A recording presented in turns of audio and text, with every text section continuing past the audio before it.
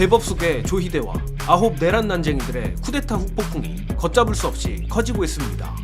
개개인이 헌법기관인 판사들도 이름을 걸고 비판에 나서는 한편, 심지어 법원 공무원 노조는 조희대의 재판 거래 의혹까지 제기했습니다. 어제 2일 법원 공무원 노조가 이번 대법원의 이재명 후보 사법살인에 대해 아주 강력하게 반발하고 나섰습니다. 법원 공무원 노조는 이번 파기환송에 대해 희대의 재판 거래, 사법개혁의 신호탄이 될 것이다라는 제목의 성명을 내고, 조희대 대법원장은 졸속적인 재판 진행으로 사법부가 재판 거래를 했다는 합리적 의심을 받도록 만든 것이라며 강하게 비판했습니다.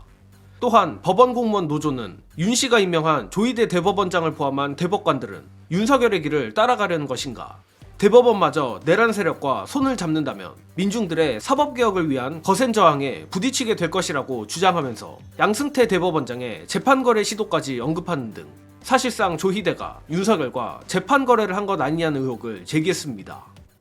일단 얼핏 보기에 노조가 아무래도 민주진영에 친화적인지라 할 법한 말을 한 것 아닌가 생각할 수도 있겠지만, 주목해야 할 점은 기본적으로 이들이 공무원이란 것, 그리고 정예능이 특히 주목하는 것, 이들의 상당수가 법원 사무직 종사자들일 수밖에 없다는 것입니다. 예컨대 아무리 공무원 노조가 민노총 산하 조직이라 하더라도 공무원에겐 정치적 중립 의무가 있습니다. 그럼에도 이 정도로 조희대와 대법원을 향해 강력하게 비판 성명을 낸 것은 아무리 피고인이 이재명 후보라 할지라도 이미 이 사건은 정치적 중립 문제를 초월할 정도로 심각하다고 본 것입니다. 그리고 이 성명을 보니까 뭔가 어제 오늘의 퍼즐이 맞춰지는 느낌인데, 다들 아시겠지만 오늘 아침 김민석 의원은 대법원을 향해 대법관들의 7만 쪽에 달하는 디지털 재판 기록 열람에 대한 로그를 공개 요구한 바 있습니다. 또한 정예능도 이에 대해 김민석 의원 스타일상 단순히 정치적 구호를 위해 선전포고를 했을 가능성은 낮고, 뭔가 확실한 스모킹건 제보가 배경에 있는 것 같다고도 말씀드렸습니다. 그런데 앞서 말했듯 이 법원 공무원 노조는 법원 특성상 사무직 종사자들이 많을 수밖에 없고, 대법원의 사무 업무를 총괄하는 법원 행정처 소속의 공무원들이 대법관들의 수상한 재판 진행에 대한 공익 제보를 한 것이라 가정하면 흐름이 이상하지 않습니다. 물론 이번 사법 쿠데타는 명백히 정파적 문제가 아니라 대법숙의 조희대와 아홉 내란 난쟁이들이 절차까지 어겼다는 의혹을 받아가며 이재명이란 개인에 대한 사법살인을 한 것이기에 정예능의 추측이 맞더라도 이들의 정의로운 공익 제보는 마땅히 보호받아야 하며, 노조고 뭐고 하는 헛소리도 들어올 여지가 없습니다. 고로 법원 내 선량하고 자부심을 가지며 일을 하는 공무원들이 더 적극적으로 공익 제보를 할 수 있도록 우리 민주시민들이 이번 법원 공무원 노조 성명에 더 많은 관심을 가지고 힘을 실어줘야만 한다고 생각합니다. 자, 이렇게 공무원 노조까지 용기를 내서 조희대 재판 거래 의혹에 대해 불을 지피는 걸 보니 민주당은 더욱 몸을 사려서는 안 됩니다. 다행히도 오늘 민주당 초선 의원들을 중심으로 조희대 탄핵을 공식화하고 있다는 보도가 나오는 등 민주당도 당하지만 않겠다는 의지가 강한 것으로 보이는데, 관련해 최민희 의원이 전하는 민주당의 의지 보시고 이어가겠습니다.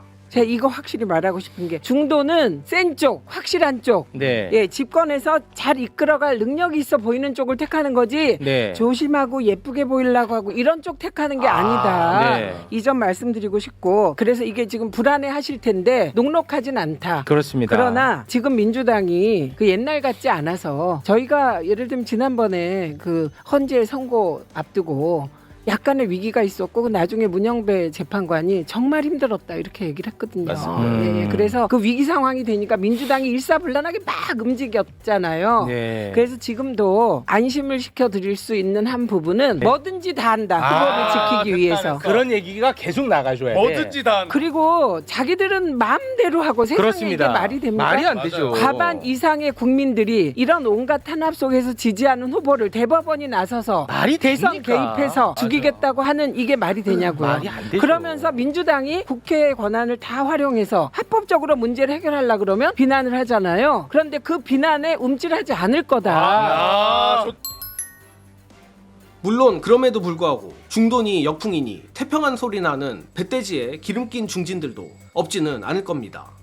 그러나 앞서 말했듯 초선 의원들이 빠르게 조희대 탄핵을 준비하는 등 민주당도 더 이상 수동적으로만 움직이지 않겠다는 걸 보여주고 있는데, 지금 이 시점에서 정예능이 보기에 가장 중요하다고 생각하는 건 바로 주말입니다.